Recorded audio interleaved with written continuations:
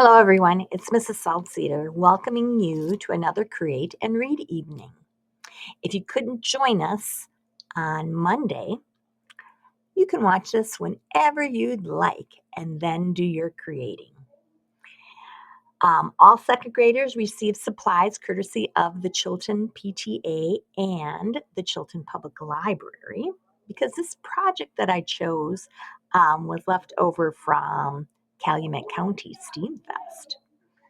Next month in February, it will be third graders' turns to get all the supplies.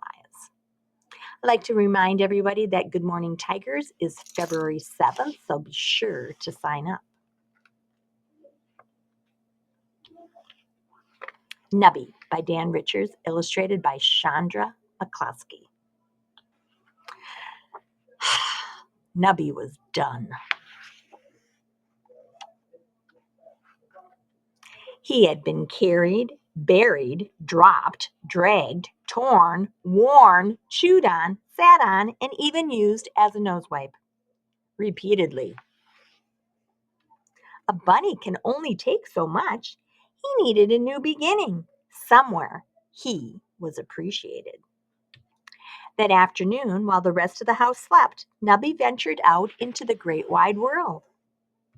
He had not gone far before he had a most unexpected meeting. The resemblance was uncanny. Longish ears, poofy tails, and a wrinkly nose. Friends! Surely he'd be appreciated here. But instead of welcoming him, they ignored him. It was as if they didn't even see him. His boy would never treat him like that. His boy would, he couldn't quite put a paw on it. Oh, well, Nubby told himself, something better was bound to come along, and soon it did. Nubby landed a starring role in a magic show. He'd be famous, and then everyone would adore him. He just knew it. But fame can be fickle, and Nubby found himself all alone back on the street. Finding someone to appreciate him was hard work. He longed for a familiar voice, even if sometimes it was whiny and grumpy. But Nubby was far from home, too far to turn back now. If popularity and fame weren't the answers, then what could it be? Of course! Why hadn't he thought of it before? He just needed to be rich. Then everyone would see how amazing he really was. Nubby set off across oceans and continents, braving all manner of danger, searching for treasure. And he found it. He would be wealthy beyond his wildest dreams, and everyone would have to appreciate him. It all seemed so obvious. Alas, fortunes can be lost as easily as they can be found. Nubby lay staring up at the sky, the pain in his chest cut deep, deeper than torn cloth and strewn stuffing. It went all the way to the very fabric of his soul.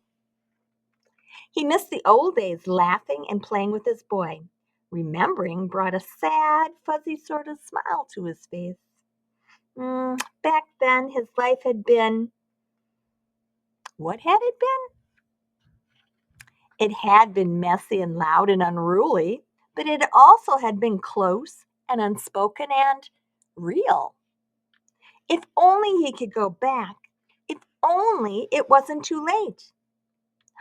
And then he made a startling discovery, a life-changing discovery, a discovery worth all the pain and loneliness and heartache he had endured. Nubby pulled himself up, found a ride, and hurried back home.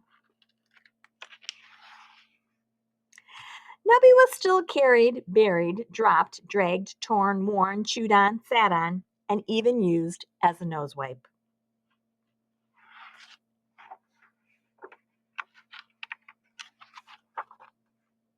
But now he barely noticed.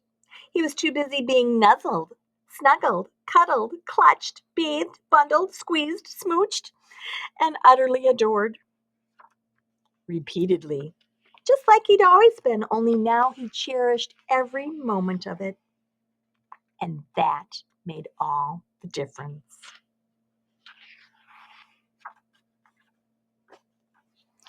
What an adventure.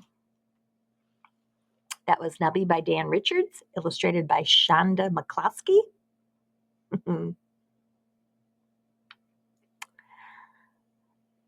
And if you do make any of the projects, please send photos to library@chiltonsd.org.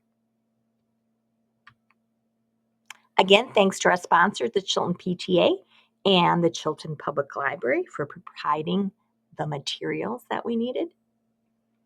The supplies that you need to make your very own Nubby are nylon socks, shredded paper, rubber bands, wiggly eyes, and your imagination. Directions: take that nylon sock, fill it with shredded paper, as full or as unfull as you wish. Use rubber bands to shape your Nubby. Add some eyes. You do have to peel off the back of the wiggly eyes in order to have them stick. And if that doesn't work, use some glue. And then repeat, because you have 3 different color socks to try. And here's some white, tan, and black Nubbies. The one on the right is mine. His name is Axel. He's an axolotl. So again, thanks for coming to Create and Read Evening. And it's okay if you can't join us on a Monday night at 6 o'clock, because I always send out a video afterwards to the people who signed up and the whole grade level who get the supplies.